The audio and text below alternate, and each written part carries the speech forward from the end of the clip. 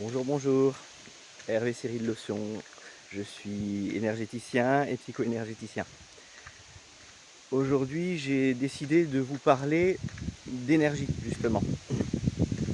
Je me suis rendu compte que finalement, c'est difficile de faire comprendre de quoi on parle quand on commence à parler d'énergie. Il y a du vent, j'espère que ça ne va pas trop souffler dans les micros.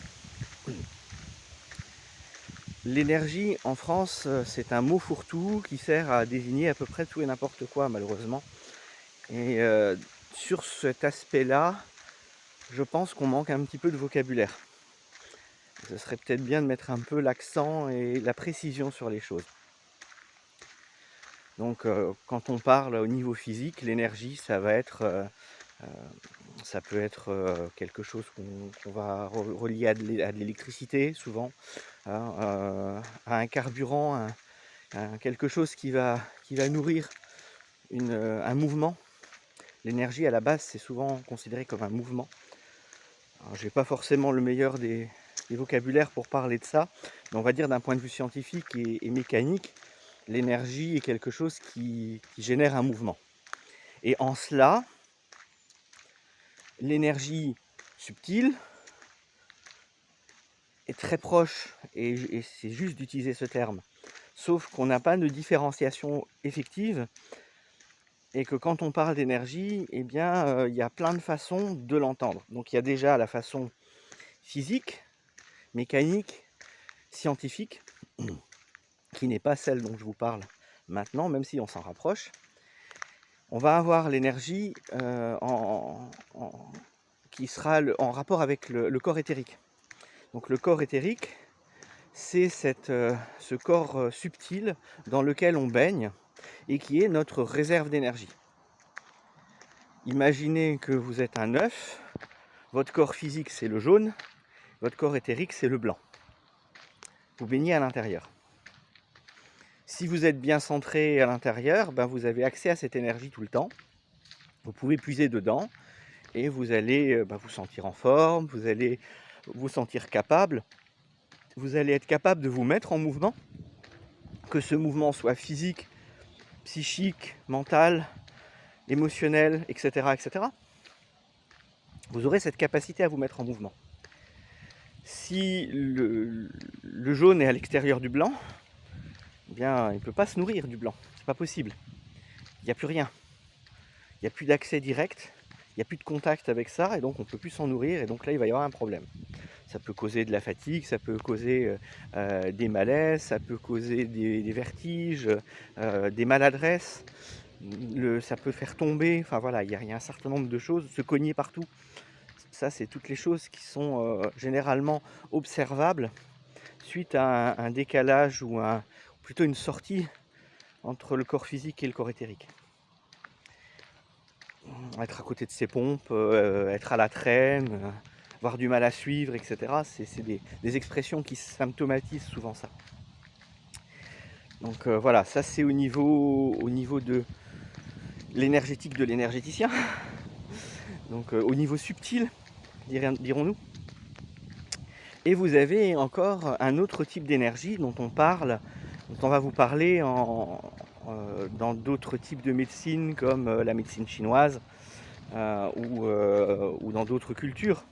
En médecine chinoise, on va vous parler du qi. En Inde, on vous parlera du prana. Ce sont également des énergies, et c'est vrai que quand on regarde la traduction de qi et de prana en français, on va parler d'énergie. C'est plus compliqué que ça. Quand on va faire du yoga, on va vous parler de prana et on va vous parler du souffle. C'est juste, c'est pas que ça. Quand vous faites du qigong, on va vous parler d'énergie, on va vous parler de méridien, et donc souvent on va comprendre énergie de type éthérique. C'est juste, mais il n'y a pas que ça.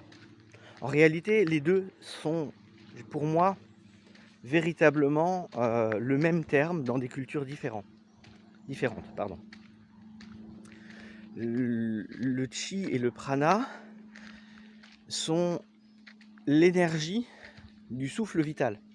C'est-à-dire que pour pouvoir comprendre, accéder et utiliser cette énergie, il faut commencer par apprendre à respirer comme il faut. Et ensuite, à comprendre son corps, comment ça fonctionne, où est-ce que ça passe, qu'est-ce qu'on fait avec cette énergie, comment on la dirige, comment on dirige notre souffle pour qu'il donne quelque chose d'efficace, de puissant, pour qu'il nous nourrisse, pour qu'il nous donne cette réserve dont on a besoin.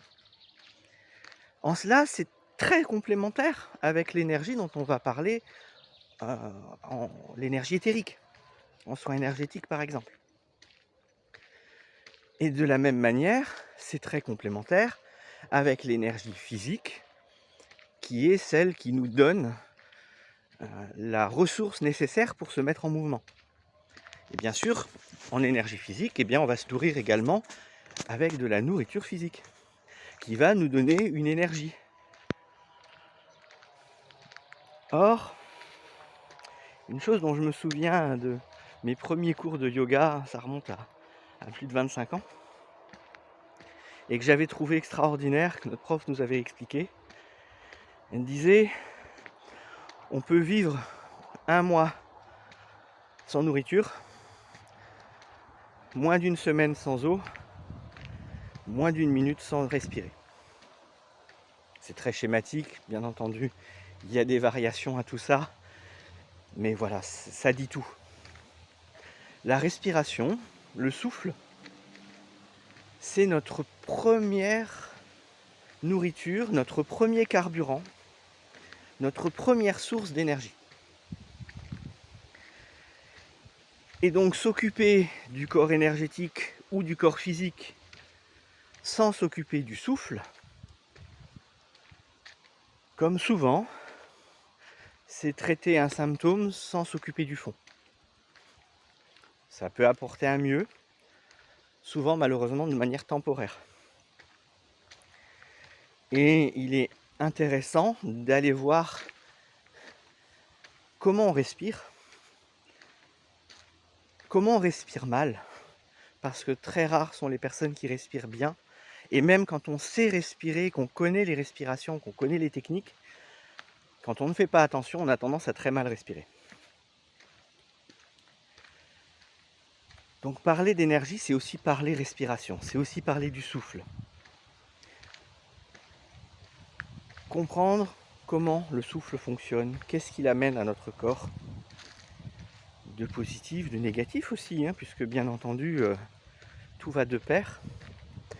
Et surtout comprendre comment ça fonctionne et comment l'utiliser, à bon escient, pour vraiment nourrir quelque chose en nous qui nous amène à une vraie autonomie énergétique, à une vraie capacité de récupération, de détente, de réénergétisation, de relaxation, etc., etc., etc.